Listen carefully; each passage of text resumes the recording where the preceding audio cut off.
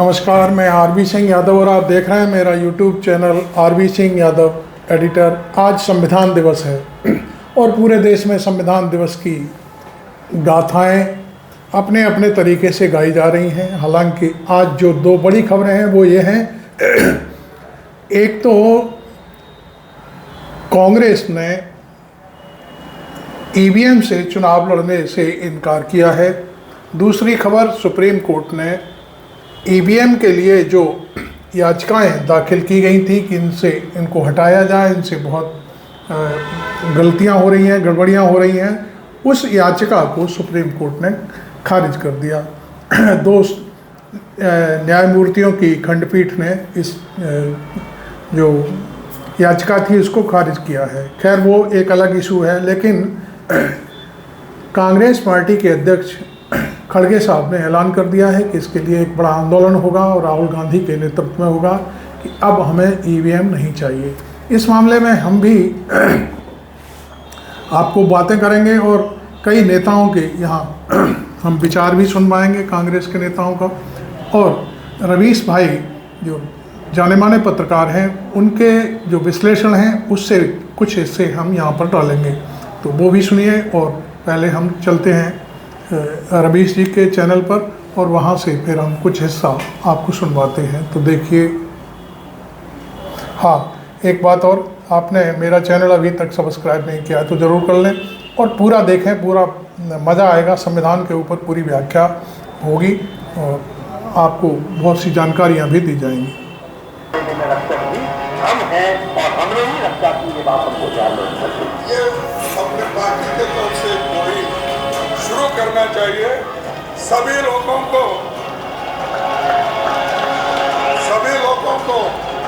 कहना चाहिए, सभी पार्टियों को भी हम कहेंगे और राहुल गांधी जी के नेतृत्व में जैसा भारत जोड़ो यात्रा निकाले वैसा ही ये बैलेट पेपर हमको चाहिए।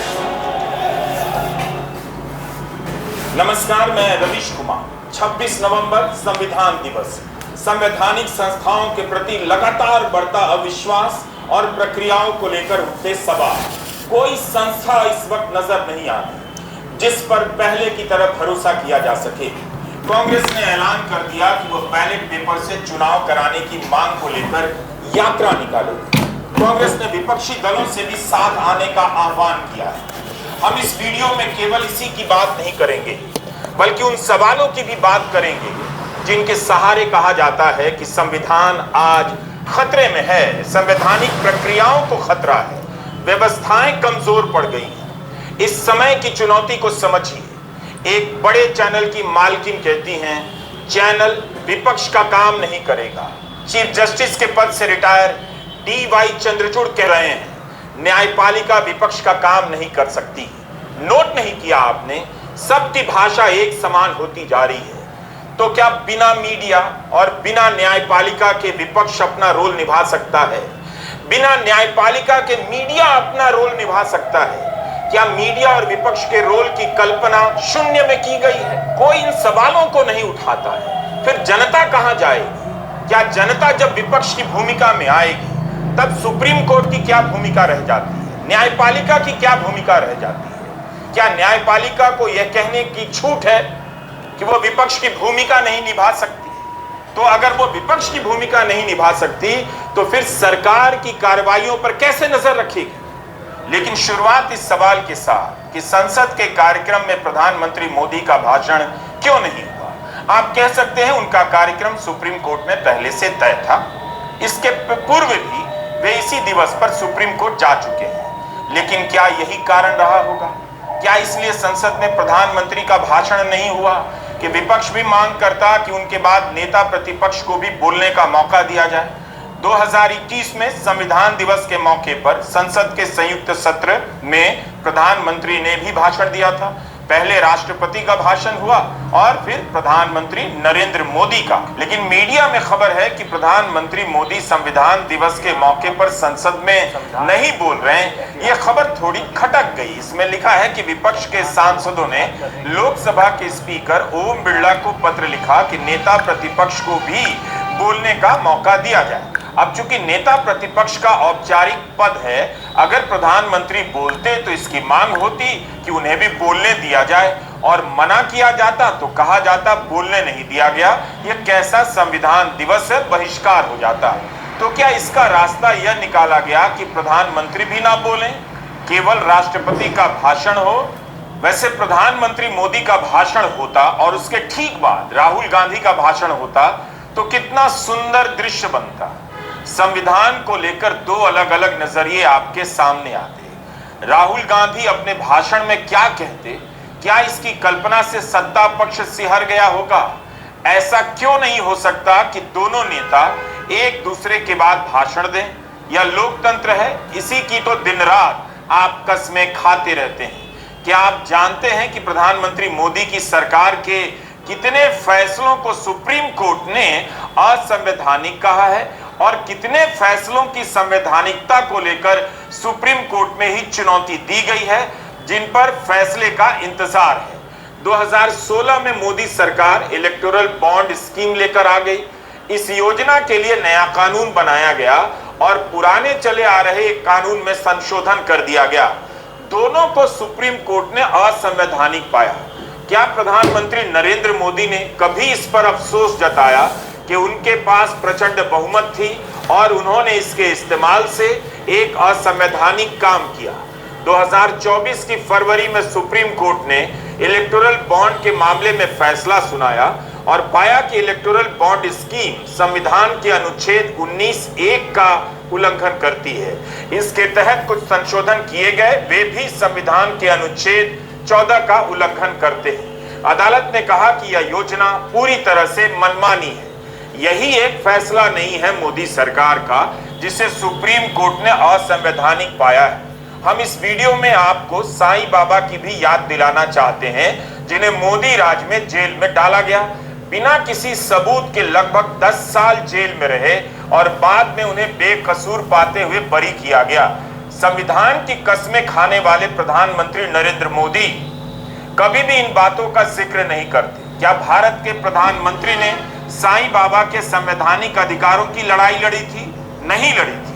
उन्होंने तो बेकसूर साबित होने पर भी बधाई नहीं दी, हौसला नहीं बढ़ाया और ना इस बात की चिंता जताई कि वे जिस सिस्टम का नेतृत्व करते हैं, उनके नेतृत्व में जो जांच एजेंसियां काम करती हैं, वो कितनी क्रूर हो गई हैं। किसी बेकसूर को 10 साल तक बिना सबूत जेल में डाल देती हैं और ये 10 साल तो मोदी सरकार के ही रहे। जब प्रधानमंत्री मोदी कहते हैं कि उनके रहते संविधान को कोई नहीं छू सकता, बदल नहीं सकता, तो संविधान की रक्षा को लेकर उनकी जो भी कल्पना है, क्या उसमें साईं बाबा के साथ हुए अन्याय की कोई जगह है?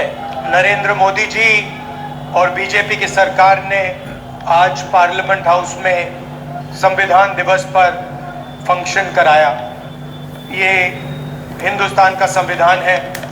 मैं आपको गारंटी देकर कह रहा हूं कि नरेंद्र मोदी जी ने इस किताब को नहीं पढ़ा है, क्योंकि अगर नरेंद्र मोदी जी ने ये किताब पढ़ी होती तो वो जो रोज करते हैं वो नहीं करते। क्या आपको याद है नई संसद भवन में एक घटना हुई 2023 में? उसे आतंकी हमला बताया गया, लेकिन क्या वो आतंकी हमला ही था? क्या आप जानते हैं कि उस केस का क्या हुआ? जो गिरफ्तार हुए उनके पीछे कोई साजिश पकड़ी गई या नहीं? कितनी ही खबरें आपकी आंखों के सामने से गुजरी, लेकिन क्या हुआ किसी को पता नहीं। भारत का मीडिया गुलाम नहीं होता तो आज संविधान दिवस के मौके पर इन्हीं बातों की याद दिलाई जा रही होती। जिस देश में गोदी मीडिया का अस्तित्व हो, उस देश को कैसे पता कि संविधान की रक्षा कौन कर रहा है और इसे कमजोर कौन कर रहा है?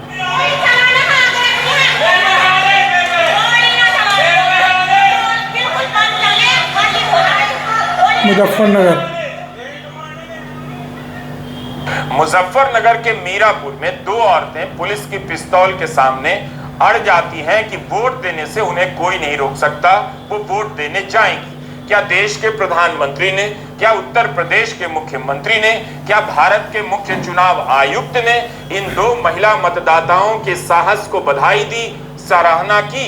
चुनाव में किसी तरह का भय ना हो, प्रलोभन ना हो, इसकी जवाबदेही चुनाव आयोग की होती है। आयोग ने इस पिस्तौल के भय को दूर करने के लिए क्या किया? जो भी किया इन दो महिलाओं ने किया। इस वीडियो में ये औरतें संविधान की रक्षा कर रही हैं, इतना पूछकर कि गोली नहीं चला सकते, गोली चलाने के आदेश नहीं है, हम वोट डालने जाएंगे। मैं यहाँ जब संविधान दिवस की बात चल रही है तो मैं यह भी बताना चाहूँगा कि कुछ लोगों ने और विशेष करके एक पार्टी ने संविधान की मूल धारा, मूल स्पिरिट, आत्मा पर एक बार नहीं अनेकों बार चोट पहुंचाने की कोशिश की और इस संविधान को तोड़ने का भी प्रयास हुआ, इसमें कोई दो राय नहीं। और ये क्योंकि जब हम संविधान दिवस मनाते हैं तो सिर्फ खुशी नहीं मनाते हैं, हमको चैलेंजेस भी समझने चाहिए कि हमारे इस संविधान के इंटरप्रिटेशन को तोड़ मरोड़ करके, गलत तरीके से रख करके किस तरीके से एक कुत्सित प्रयास हुआ है ताकि वह अपने स्वार्थों की सिद्धि कर सके और संविधान के मूल आत्मा पर भी आघात पहुंचा सके, इस बात का भी प्रयास हुआ है। और इसीलिए 2 वर्षों तक आपातकाल लगा रहा और आपातकाल में हम सबको मालूम है कि आर्टिकल 19, 20, 21 और 22, आर्टिकल 19, 21 और 22 ये इसको बंदी बनाया गया एक तरीके से, इसको लागू नहीं होने दिया, फ्रीडम ऑफ स्पीच नहीं रही, फ्रीडम ऑफ प्रेस नहीं रही। 1,76,000 से ज्यादा लोग मीसा और DIR में बंद हुए, 1,36,000 के आसपास, 1,36,000 के आसपास लोग। और हम ये कह सकते हैं कि संविधान की रक्षा के लिए 75,000 से ज्यादा लोग हमारी विचारधारा के थे, जिन्होंने अपने आप को बंदी बनाया, 2 साल जेल में रहे और कोई पता नहीं था उस समय कि हम जेल से बाहर निकलेंगे कि नहीं निकलेंगे, आजादी आएगी कि नहीं आएगी। लेकिन वो लड़ाई लड़ी गई और संविधान के रक्षक के रूप में हम सब लोग जब यहाँ आज भारतीय जनता पार्टी के कार्यालय में हम संविधान दिवस और यही नहीं मना रहे हैं, देश के हर जिले में मना रहे हैं, हर जिले कार्यालय में मना रहे हैं, तो उसके सही मायने में रक्षक भी हम हैं। संस्था है V10। इसकी 2018 की डेमोक्रेसी रिपोर्ट में भारत का दर्जा लोकतंत्र से घटाकर इलेक्टोरल ऑटोक्रेसी कर दिया गया। मार्च 2024 की रिपोर्ट में तो भारत का दर्जा और घटा दिया गया। पिछली लोकसभा में संसद के दोनों सदनों से 100 से अधिक सांसद निलंबित किए गए, 140 के आसपास। ऐसा कभी नहीं हुआ एक सांसद को सदन में बीजेपी के सांसद ने गालियां दी, ऐसा भी कभी नहीं हुआ। अदानी की तस्वीर दिखाने पर और अदानी का नाम लेने पर सदन की कार्यवाही से निकाल दिया जाता है, इस पर कस्में खाई जाती हैं कि संविधान का पालन हो रहा है, हम रक्षा करने में लगे हैं। अगर चर्चा कराने की मांग की जाए और अदानी का नाम ले लिया जाए तो क्या उसे कार्यवाही से निकाल देना चाहिए? हमने तो 267 के तहत अदानी का मुद्दा उठाया था। अदानी समूह पर करप्शन, ब्राइबरी और फाइनेंशियल इरेगुलरिटीज के गंभीर आरोप है। उसके बारे में हम सदन के सामने रखना चाहते थे और 2030 करोड़ के नजदीक रिश्वत दी गई। जनता के पैसे का इस्तेमाल रिश्वत के लिए दिया गया। इसके बारे में हम उनको, चेयरमैन साहब को भी समझाना चाहते थे और पार्लियामेंट के में जो भी उनके मंत्री हैं और प्रधानमंत्री भी अगर आते तो ठीक था, उनको हम ये मुद्दे उनके सामने रखने वाले थे। लेकिन उनके इस रिश्वत का रिकॉर्ड भी अदानी ग्रुप के जो चेयरमैन है, CEOs है, उन्होंने तो इसका रिकॉर्ड भी रखा है, किसको किस रेट पर पैसे दिए गए और कितने पैसे दिए गए, इसका सब रिकॉर्ड उनके पास वहां पर अमेरिका के खुफिया एजेंसी ने ये सीज कर लिया है, उनके पास ये रिकॉर्ड है। और इससे पहले भी अदानी ग्रुप के लोग स्टॉक हेराफेरी भी और accounting fraud over involving our shell companies, इनका भी इस्तेमाल स्टॉक प्राइस में मैनिपुलेशन किया गया है, ये आरोप भी उसमें है। फिर जहाँ मोदी जी जाते हैं वहाँ इस समूह के कॉन्ट्रैक्ट मिलते हैं। अगर आप लोगों को ये बताना चाहूंगा मैं, बहुत लंबा लिस्ट है कि जिस जगह मोदी जी ने गए हैं उस जगह कौन से कॉन्ट्रैक्ट उनको मिले हैं, ये भी मैं बता सकता हूँ। इसीलिए हम ये चाहते थे कि इसको डिस्पैशनेटली हाउस में डिस्कशन हो। इसीलिए हमने 267 के तहत आज के जो भी ये बिजनेस है उसको आप पोस्टपोन कर लो और सिर्फ इसके ऊपर चर्चा ले लो, क्योंकि आप देखेंगे कल पेपरों में, मीडिया में भर के आ रहा है जो चीज देश का नुकसान हो रहा है और जिसमें डायरेक्टली जो दुनिया का भरोसा हम पे उड़ रहा है, तो उस वक्त हम ये चीजें हाउस में लाना जरूरी है। देश को बचाने के लिए हमने ये मुद्दा उठाया था। दुनिया भर में अदानी को लेकर खबरें छप रही हैं। फ्रांस की कंपनी टोटल एनर्जी कह रही है वो आगे और निवेश नहीं करेगी। हर अखबार में यह खबर छपती है। कारण आप जानते हैं क्या? कॉरपोरेट का भ्रष्टाचार संविधान और संसद के दायरे से बाहर आता है। टोटल एनर्जीज फ्रांस की ऊर्जा क्षेत्र की एक बड़ी कंपनी है। इसने कहा जब तक अमेरिका में कंपनी के खिलाफ आरोपों और उनके नतीजे स्पष्ट नहीं हो जाते तब तक वो अदानी समूह के साथ अपनी साझेदारी के तहत कोई नया वित्तीय योगदान नहीं करेगी। Total energies Adani green company में लगभग 20% की हिस्सेदार है। इस निर्णय से लगभग एक हफ्ता पहले केनिया ने अमेरिकी अभियोग के चलते अदानी समूह को नैरोबी में देश के मुख्य हवाई अड्डे का नियंत्रण सौंपने के समझौते को रद्द करने का आदेश दिया। अदानी ने सभी आरोपों का खंडन किया, कहा कि उसकी 11 पब्लिक कंपनियों में से एक भी अमेरिकी कानून के अंतर्गत नहीं आती, ना ही किसी कंपनी के खिलाफ किसी तरह की गलत कार्रवाई का कोई आरोप। अमेरिकी अभियोग के चलते रेटिंग एजेंसी फिच ने अदानी समूह के कुछ बॉन्ड को संभावित डाउनग्रेड के लिए निगरानी में रखा है। ये सब खबरें छपी हैं। सवाल है संसद में अदानी को लेकर चर्चा क्यों नहीं हो सकती है? नेता प्रतिपक्ष जब भी नाम लेते हैं तो क्यों उनका नाम कार्यवाही से हटाया जाता है? संसद की संयुक्त समिति का प्रावधान फिर किस लिए है? क्यों नहीं जेपीसी की मांग मानी जाती है? संसद के भीतर विपक्ष के सांसदों ने कितनी बार कहा जब वे बोलते हैं कैमरा हट जाता है? क्या ये सारी चिंताएं संविधान दिवस के किसी भी अच्छे भाषण से बाहर की जा सकती हैं? हम इस वीडियो में मोदी सरकार की अदालत में साबित हो चुके असंवैधानिक फैसलों की याद दिला रहे हैं। संविधान को खतरा अक्सर उनसे होता है जो सरकार में होते हैं। संविधान को बदलने या नष्ट करने की सबसे ज्यादा क्षमता उन्हीं में होती है जिनके हाथ में सत्ता होती है। इतिहास में इसके अनेक उदाहरण हैं कि चुनाव के बाद संसद का इस्तेमाल कर, सुप्रीम कोर्ट का इस्तेमाल कर लोकतंत्र को नष्ट कर दिया गया और देश को फांसीवाद की सुरंग में धकेल दिया गया। फांसीवाद रात 12 बजे के बाद चुपके से नहीं आता, जनता के समर्थन से दिन दहाड़े भी आ जाता है, नाश्ते के वक्त भी आ जाता है और नहाते वक्त भी आ जाता है। फांसीवाद का कोई एक यूनिफॉर्म नहीं है, इसके 1000 रूप हैं और लाखों कपड़े, कुछ भी पहनकर आ सकता है। जनता के भीतर अगर किसी समुदाय के खिलाफ धर्म या नस्ल के आधार पर नफरत ठूंस दी जाए तो वह उसे सबक सिखाने के नाम पर अपने ही संविधान और लोकतंत्र को कुचल सकती है। ऐसा इतिहास में कई बार हुआ है और अब भी होता जा रहा है। संविधान को खतरा देश की अदालत से भी हो सकता है, जिसका काम है उसकी रक्षा करना। कई बार अदालतों से चूक भी होती है और कई बार अदालतें ही बचा लेती हैं।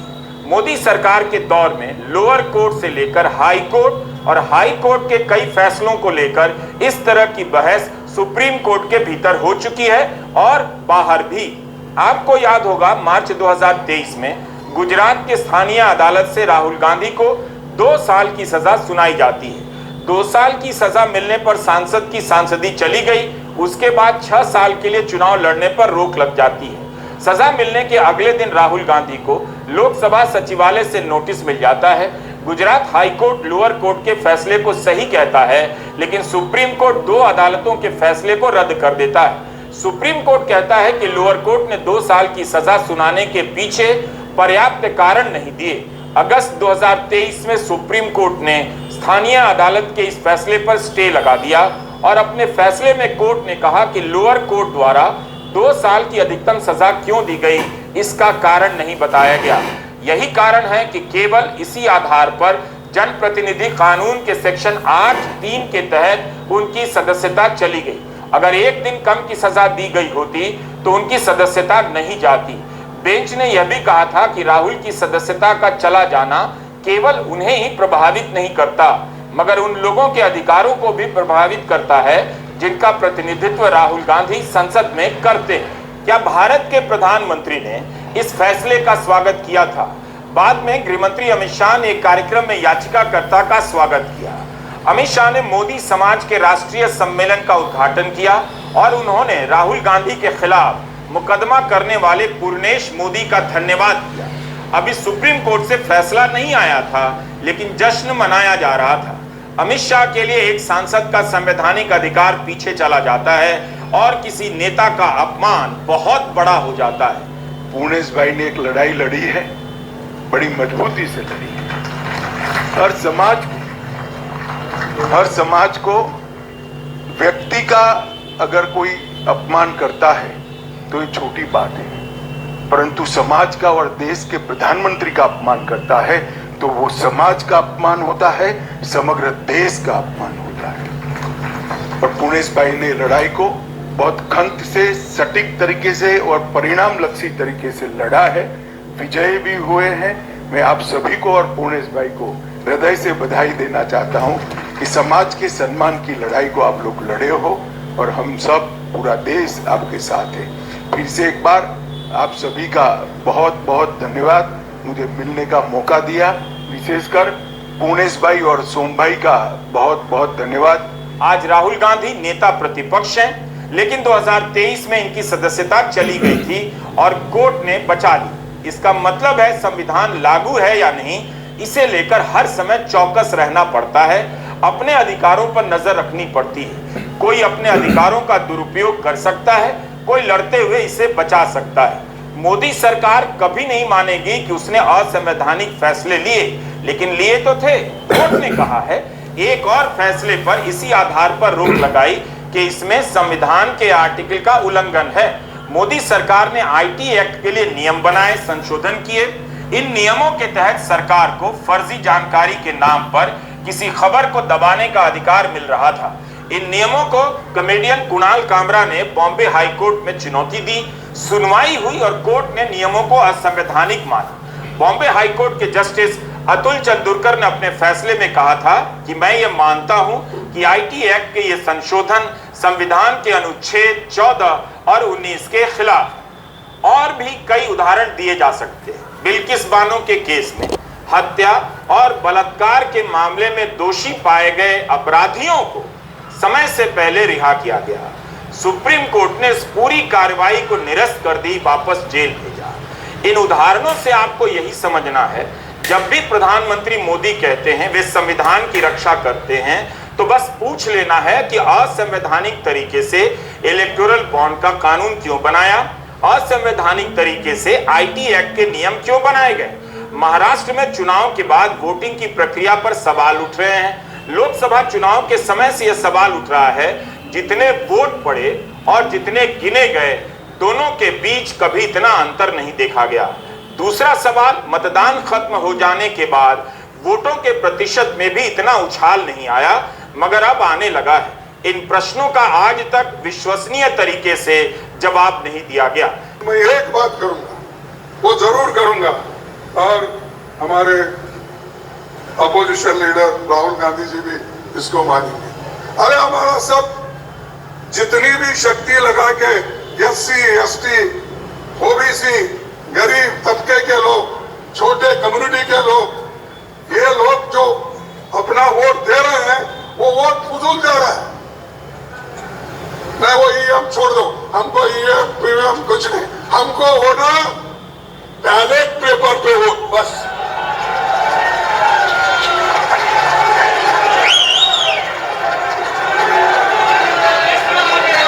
उनको वो मशीन उनके घर में तो रख लेने दो, या मोदी साहब के घर में रख दो, या शाह के घर में रख दो।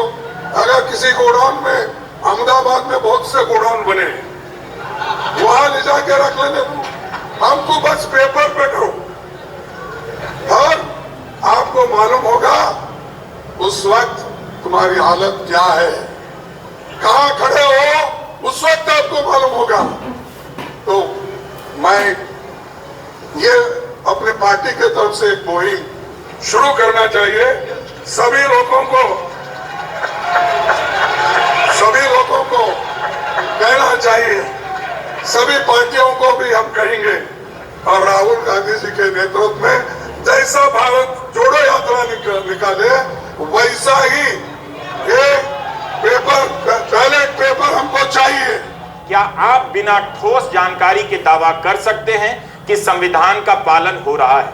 संविधान का पालन कोई एक थाली में रखकर नहीं किया जाता, देखना पड़ता है इसके अलग अलग प्रावधान किस तरह से अलग अलग जगहों पर लागू हो रहे हैं और उनकी खिल्ली उड़ाई जा रही है। भारत के प्रधानमंत्री ने, गृह मंत्री ने अवैध रूप से गिरफ्तार करने को लेकर ईडी और दिल्ली पुलिस के स्पेशल सेल के अधिकारियों के खिलाफ क्या कभी कोई कार्रवाई की? एक संपादक को अवैध रूप से गिरफ्तार किया गया, क्या उनके हक की लड़ाई प्रधानमंत्री मोदी लड़ रहे थे? जवाब है, कभी नहीं लड़ रहे थे। लोकसभा चुनाव के बाद प्रधानमंत्री मोदी संसद पहुंचे तो संविधान के किताब के आगे माथा टेका। इस रस्म को निभाने के बाद भी संविधान को लेकर उनसे ही सवाल पूछे जाने चाहिए। जब भी कोई कहे उनके रहते कोई संविधान बदलने की नहीं सोच सकता, उन्हें बताना चाहिए कि उनके ही नेतृत्व में उनकी सरकार ने ऐसे कानून क्यों बनाए जिन्हें सुप्रीम कोर्ट ने असंवैधानिक करार दिया, रद्द कर दिया।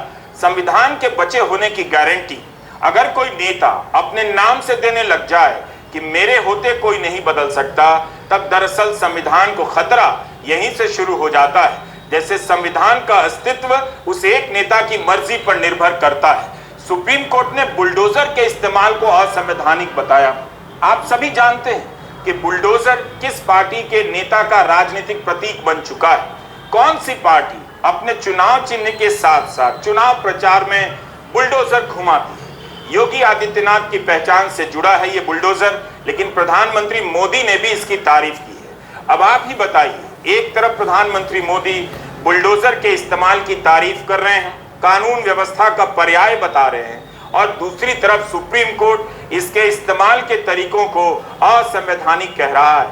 सपा कांग्रेस वाले सरकार में आए तो रामलला को फिर से टेंट में भेजेंगे और मंदिर पर बुलडोजर चलवा देंगे। क्या योगी जी से यही सीखना है क्या?